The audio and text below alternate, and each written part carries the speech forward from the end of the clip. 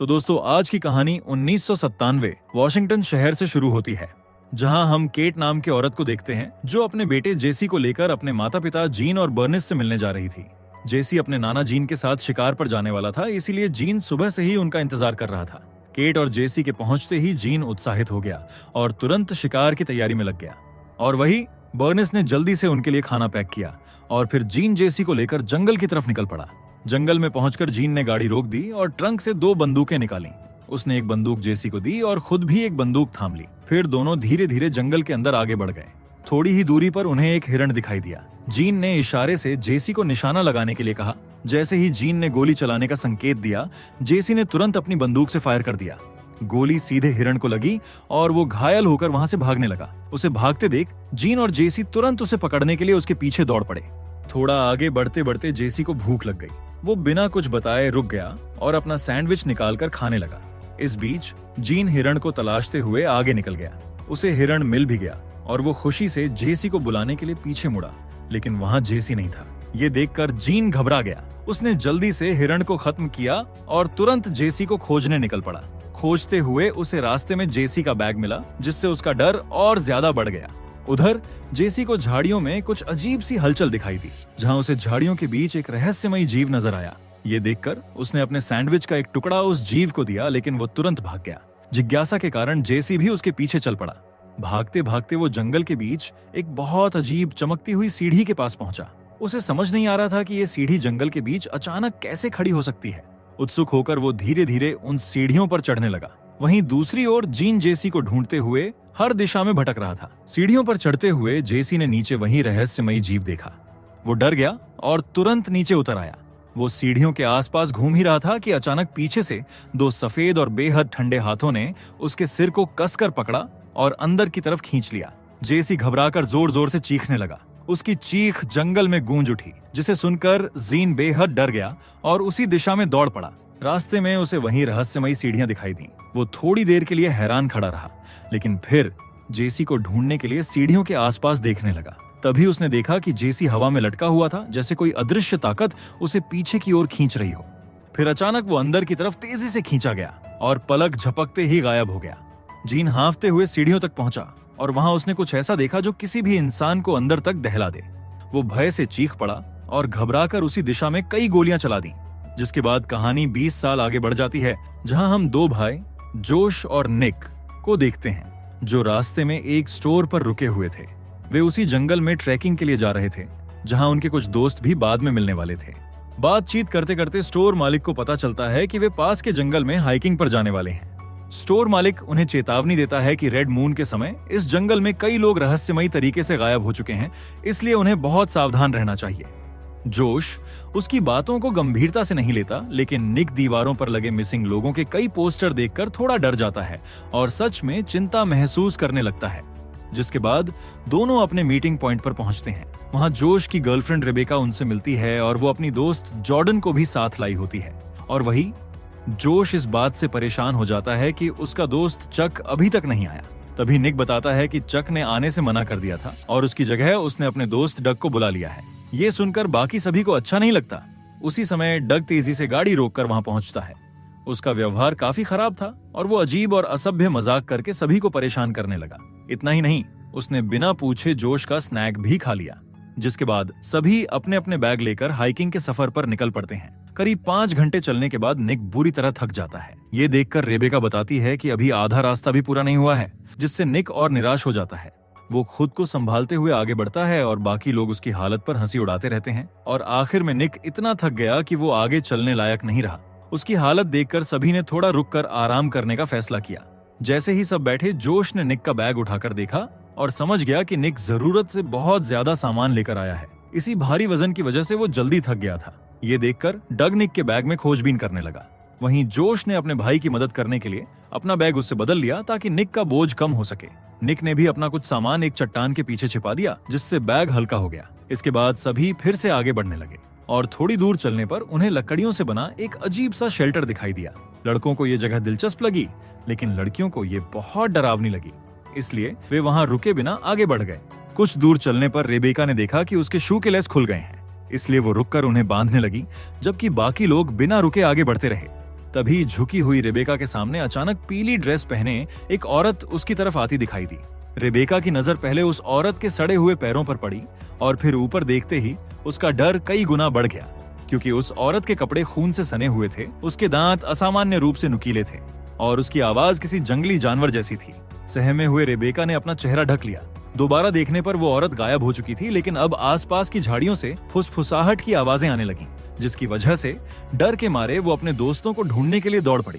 भागते भागते वो आगे बढ़ी ही थी कि वहीं पीली ड्रेस वाली औरत फिर उसके सामने आ खड़ी हुई। उसे देखकर रेबेका दहशत में चीख पड़ी और तेजी से वापस उसी लकड़ी वाले शेल्टर की ओर भागी। लेकिन जैसे ही वो अंदर छिपने वाली थी, उसने देखा कि वो औरत पहले से ही शेल्टर के अंदर मौजूद थी। ये देखकर उसका डर बहुत बढ़ गया और वो बुरी तरह घबरा गई। इसी समय उसके दोस्तों ने उसकी चीख सुन ली और वे वापस आ गए। उन्होंने रेबेका को बहुत डरा हुआ हालत में पाया। रेबेका ने उन्हें सब कुछ बताया, लेकिन किसी ने उसकी बात पर विश्वास नहीं किया। सबने समझा कि ये थकान और कमजोरी की वजह से उसे भ्रम हुआ है, जिससे रेबेका और ज्यादा डर गई और बेचैन हो गई। केवल निक ही था जिसे रेबेका की बातों ने सच में डरा दिया था। तभी अचानक डग की तेज चीख सुनाई दी। सभी घबराकर उसकी तरफ दौड़ पड़े और देखा कि उसकी शर्ट एक पेड़ की शाखा में बुरी तरह फंसी हुई थी, जबकि उसका बैग झील के किनारे गिरा हुआ था। लेकिन कुछ ही पलों बाद डग झील के पानी से हंसते हुए बाहर आ गया। उसे लगा कि उसकी ये हरकत सबके लिए एक मजाक थी, लेकिन उसकी हंसी तुरंत चीख में बदल गई, क्योंकि उसके पूरे शरीर पर कई झोंकें चिपकी हुई थीं। ये देखकर बाकी सभी को थोड़ा हंसी भी आ गई, क्योंकि जो हमेशा मजाक करता था उसी के साथ ऐसा हुआ। फिर जॉर्डन ने लाइटर की मदद से उन झोंकों को हटाया, जिससे माहौल कुछ समय के लिए सामान्य हो गया। इस वजह से रेबेका ने भी अपने आप को संभाल लिया और सोचा कि शायद उसके साथ जो हुआ वो केवल उसका भ्रम ही होगा। जिसके बाद सभी फिर से आगे बढ़ने लगे, लेकिन कुछ ही दूरी पर उन्हें किसी की घबराई और टूटती हुई आवाज सुनाई दी। जोश सबसे आगे बढ़ा और उसे जंगल के बीचों बीच एक आदमी दिखाई दिया जो सूट पहने खड़ा था। वो लगातार कुछ बड़बड़ा रहा था और उसकी नजरें नीचे जमीन पर ही टिकी हुई थीं। पास जाकर उन्होंने देखा कि उसके सामने वही पीली ड्रेस वाली औरत जमीन पर बैठी थी। उसी समय डग की नजर उस आदमी के सिर के पीछे पड़े एक बड़े गंदे और सड़े हुए घाव पर पड़ी। ये देखकर वो डर के मारे तुरंत पीछे हट गया। इसके बावजूद वो आदमी एक ही बात दोहराता जा रहा था, जैसे वो किसी अदृश्य भय से जूझ रहा हो। रेबेका ने उस औरत को पहचाना और घबराकर पीछे हट गई, और वही जॉर्डन उसकी मदद के लिए आगे बढ़ी। और तब सबको पता चला कि उस औरत की गोद में एक बच्चा था, और अचानक वो बच्चा जोर जोर से रोने लगा, जिससे सूट वाला आदमी और ज्यादा घबराने लगा। उसके व्यवहार में बेकाबू उन्माद दिखाई दे रहा था, इसलिए जोश ने उस आदमी को औरत के पास जाने से रोक दिया। तभी उस आदमी की नजर युवाओं पर पड़ी और वो क्रोध में चिल्लाया। गुस्से में उसने अपनी जैकेट से बंदूक निकाली और लड़कों की तरफ तान दी, लेकिन बच्चा लगातार रोते रहने के कारण वो मानसिक रूप से टूटने लगा। फिर अगले ही पल उसने बंदूक अपने ही सिर पर रख दी और ट्रिगर दबा दी। गोली सीधे उसके पुराने सड़े हुए घाव में जा धंसी। इसके बावजूद वो आदमी न तो गिरा और न ही चुप हुआ, वो वहीं खड़ा बड़बड़ाता रहा। इसी बीच पीली ड्रेस वाली औरत धीरे धीरे खड़ी हुई और हमें दिखाई दिया कि उसकी गोद में बच्चा नहीं, बल्कि एक बड़ा, डरावना और लगातार हिलता डुलता लार्वा जैसा जीव था। ये दृश्य इतना भयावह था कि सभी घबराकर चीखते हुए वहां से भाग खड़े हुए। खैर, अब जंगल में तेजी से अंधेरा फैल रहा था और कार तक वापस पहुंचना मुश्किल हो चुका था, इसलिए सभी ने वहीं रुककर कैंप लगाने का फैसला किया। जोश पहरा देने के लिए जागता रहा, जबकि बाकी सब सो गए। उधर डग ने जो हर्बल चाय पी थी, उसके असर से उसे अजीब सपने आने लगे। उन सपनों में वो जॉर्डन के बहुत करीब था और उसके साथ इंटीमेट होने का एहसास कर रहा था। पर नींद में डग को महसूस हुआ कि उसका स्लीपिंग बैग किसी चीज द्वारा बाहर की ओर खींचा जा रहा है। वो खुद को उठाने की कोशिश कर रहा था, लेकिन नशे की हालत के कारण उसे समझ नहीं आ रहा था कि ये सब सच है या सिर्फ एक सपना है। उसी समय उसे फिर वही बड़ा और डरावना लार्वा भी दिखाई दिया। फिर उसके सपने में जॉर्डन एक राक्षस बन गई और उसके शरीर को फाड़ने लगी। लेकिन असल में ये कोई सपना नहीं था, क्योंकि उसी समय डग को सच में खींचा और नोचा जा रहा था। तब अचानक डग की तेज चीख सबको सुनाई दी। सभी घबराकर उठ गए और उसके कैंप की तरफ भागे, लेकिन वहां पहुंचकर उन्होंने देखा कि डग कैंप में कहीं भी दिखाई नहीं दे रहा था। जोश को लगा कि वो फिर से मजाक कर रहा होगा, इसलिए उसने इसे गंभीरता से नहीं लिया। लेकिन तभी निक की नजर जमीन पर पड़े घसीटने के निशानों पर गई। इन निशानों से समझ आ गया कि डग को कोई रहस्यमयी जीव दूर खींच कर ले गया है। ये देखकर सबने तुरंत उसे ढूंढने का फैसला किया। ब्लड मून की हल्की रोशनी में खोजते हुए उन्हें सबसे पहले डग का एक जूता मिला। फिर कुछ दूर तक घसीटने के निशान नजर आए, लेकिन अचानक वे निशान भी खत्म हो गए, जैसे डग को हवा में ही उठा लिया गया हो। खैर, थोड़ा और आगे जाने पर उन्हें उसका फटा और खून से लथपथ स्लीपिंग बैग मिला, जिसे ये समझ आ गया कि अब हालात बहुत ज्यादा खतरनाक हो चुके हैं। ये समझकर रेबेका घबरा गई और उसने सुझाव दिया कि उन्हें किसी दूसरे रास्ते से फॉरेस्ट स्टेशन तक पहुंचना चाहिए, लेकिन जोश इस बात से सहमत नहीं था और डग को ढूंढे बिना वहां से जाने को तैयार नहीं था। उसी वक्त जॉर्डन ने जंगल में दूर एक अजीब सी चमक देखी। सभी उतावलेपन में उसकी ओर बढ़े और वहां पहुंचकर उन्होंने वही रहस्यमयी सीढ़ियां देखी, ठीक ही वैसी ही जैसी 20 साल पहले दिखाई दी थी। अंतर सिर्फ इतना था कि अब उन पर 2 बड़े झूमर चमक रहे थे। ये देखकर जोश बिना सोचे समझे सीढ़ियां चढ़ने लगा। निक ने उसे रोकने की कोशिश की, लेकिन वो नहीं माना। निक और भी भयभीत हो गया क्योंकि सीढ़ियां बिल्कुल साफ थीं और उन पर धूल का एक कण भी नहीं था, जैसे कि वे अभी अभी बनाई गई हों। जोश पहले तो लौटने लगा, लेकिन तभी अचानक उन्हें धुंधली आवाजें सुनाई देने लगीं। कोई बच्चा अपने दादू को पुकार रहा था और एक बूढ़ा आदमी घबराहट में जेसी चिल्ला रहा था। ये सुनकर जोश का दिल दहल गया। वो सीढ़ियों के पीछे गया जहां उसे एक लाल रंग का बंद दरवाजा मिला। बाकी सब भी वहां पहुंच गए और उन्होंने वहीं आवाज साफ साफ सुनी। हालत को देखते हुए उन्हें लगा कि शायद डग उस दरवाजे के अंदर फंसा हो सकता है, इसलिए जोश ने पूरी ताकत से वो दरवाजा खोला। लेकिन दरवाजा खुलते ही वो अंदर बनी सीढ़ियों से फिसलता हुआ नीचे गिर पड़ा। उसके सिर और पैरों में गहरी चोट लग गई। ये देखकर निक तुरंत नीचे उतरकर उसके पास पहुंचा और देखा कि नीचे एक बहुत बड़ा अंधेरा बेसमेंट जैसा क्षेत्र फैला हुआ था, जिसका अंत दिखाई नहीं दे रहा था। फिर निक ने जोश को उठाया और दोनों ऊपर की तरफ लौटने लगे। तभी नीचे से फिर एक तेज और डरावनी चीख सुनाई दी, जो डग की आवाज जैसी लग रही थी।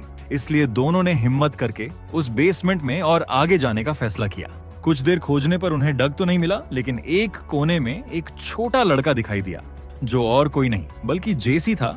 और चौंकाने वाली बात यह थी कि वो अभी भी 20 साल पहले जितना ही छोटा था, जो डरा हुआ था और घबराहट में पीछे हट रहा था। तभी दूर से एक राक्षस जैसी तेज दहाड़ सुनाई दी। ये आवाज सुनकर जेसी डर गया और वहां से भागने लगा। जोश और निक भी उसके पीछे दौड़ पड़े। भागते भागते उन्हें समझ आया कि ये कोई साधारण बेसमेंट नहीं है, बल्कि एक बहुत बड़ा भूमिगत रास्तों का जाल है। यहाँ रास्ते बार बार बदलते रहते हैं, जिससे बाहर निकलना और भी मुश्किल हो जाता है। खैर, जेसी को जब पता चला कि जोश और निक उसे यहाँ से बाहर ले जाना चाहते हैं, तो उसे थोड़ा आराम महसूस हुआ। जिसके बाद तीनों ने मिलकर वहां से निकलने की कोशिश शुरू कर दी। लेकिन तीनों को पता नहीं था कि एक खतरनाक प्राणी अंधेरे में छिपकर उन्हें देख रहा था। फिर कुछ दूर आगे बढ़ने पर जेसी अचानक रुक गया और एक दिशा की ओर इशारा किया। जब टॉर्च की रोशनी वहां पड़ी तो सामने वही भयानक राक्षस दिखाई दिया जिसने पहले डग पर हमला किया था। ये देखकर तीनों डर गए और तुरंत सीढ़ियों की ओर भागने लगे। जेसी सबसे पहले ऊपर चढ़ गया, उसके बाद निक भी ऊपर पहुंच गया। लेकिन जोश नीचे रुककर राक्षस को देखने की कोशिश करने लगा। तभी वो प्राणी पीछे से उस पर झपट पड़ा और उसे जमीन पर गिराकर चबाने लगा। निक घबराकर ऊपर भागा और दरवाजा बंद कर दिया। वो डर और थकान से जमीन पर गिर पड़ा। रेबेका ने तुरंत वहां से निकलने को कहा, लेकिन निक सदमे में बैठा रहा क्योंकि उसका भाई नीचे था। आखिर में रेबेका और जॉर्डन उसे छोड़कर आगे बढ़ने लगे। कुछ देर बाद निक ने हिम्मत जुटाई और वो भी भागने लगा, लेकिन थोड़ी दूरी पर फिर गिर गया। ये देखकर रेबेका को उस पर दया आई और वो वापस उसकी मदद करने के लिए लौट गई। आगे बढ़ते हुए उन्हें रास्ते में डग की लाश मिली। वहां आसपास कई और सड़े गले शव पड़े थे। उन्हें समझ आ गया कि ये उन सभी लोगों की लाशें थीं जो इतने सालों से इस जंगल में गायब हो गए थे। उसी समय राक्षस की दहाड़ पास से सुनाई दी और वे डरकर फिर से भागने लगे। दौड़ते दौड़ते रेबेका ने दूर एक ट्रेलर देखा और सभी उसी दिशा में भागने लगे। तीनों किसी तरह अंदर कूद गए, लेकिन रेबेका दरवाजे तक पहुंच ही रही थी कि ऊपर से राक्षस ने उसे दबोच लिया। निक ने उसे पकड़ने की कोशिश की, लेकिन उसके हाथ खून से भीगते देख वो डर गया और दरवाजा बंद कर दिया। अंदर जेसी ने बताया कि वो राक्षस भूखा रहता है और अपने बच्चों को खिलाने के लिए इंसानों का शिकार करता है। अब राक्षस ट्रेलर को बाहर से जोर जोर से हिला रहा था, जिससे सभी और डर गए। थोड़ी देर बाद हमला रुका तो वे अगले कदम के बारे में सोचने लगे। इसी दौरान जेसी ने अपना नाम बताया और निक को ये जानकर झटका लगा कि वो उसी के स्कूल में पढ़ता था और अपने दादू के साथ 90 के दशक में लापता हो गया था। जॉर्डन भी ये सुनकर हैरान रह गई। फिर जेसी ने बताया कि लाल दरवाजे के अंदर जाने पर उसे ऐसा लगा जैसे वे किसी दूसरी दुनिया में पहुंच गए हों। वहां कई रास्ते थे और हर रास्ते पर वो राक्षस दिखाई देता था। जब कुछ देर तक कोई आवाज नहीं आई तो जॉर्डन ने खिड़की से बाहर देखने की कोशिश की। जेसी ने घबराकर मना किया क्योंकि उसके दादू उसे पहले ही बता चुके थे कि अगर राक्षस की नजर किसी शिकार पर पड़ जाए तो वो कभी नहीं बचता। लेकिन जॉर्डन और निक ने उसकी बात पर ध्यान नहीं दिया और खिड़की के पास पहुंच ही रहे थे कि फिर वो राक्षस जोर से हमला करने लगा, जिसके वजह से ट्रेलर पूरी तरह हिलने लगा। अब निक का धैर्य टूट चुका था और वो कोई हथियार खोजने लगा। जेसी ने उसे अपना छोटा चाकू दिया, लेकिन वो काफी नहीं था। तभी जॉर्डन को ड्राइवर केबिन में एक राइफल मिली और वो उसे तैयार करने लगी। लेकिन तभी फिर एक तेज हमला हुआ तब जेसी ने बताया कि राक्षस उनकी हर आवाज सुन सकता है। ये समझकर निक के दिमाग में एक योजना आई। उसने तय किया कि जेसी और जॉर्डन शोर करेंगे ताकि राक्षस सामने की ओर आए। जेसी और जॉर्डन ने शोर मचाना शुरू किया। फिर निक ने साइड डोर खोलकर खाली बर्तन फेंकने शुरू कर दिए। लोहे की टकराहट से पता चला कि योजना काम कर रही है। अब शोर मचाने की जिम्मेदारी केवल जेसी को दे दी गई, जबकि जॉर्डन राइफल लोड करने में लगी रही।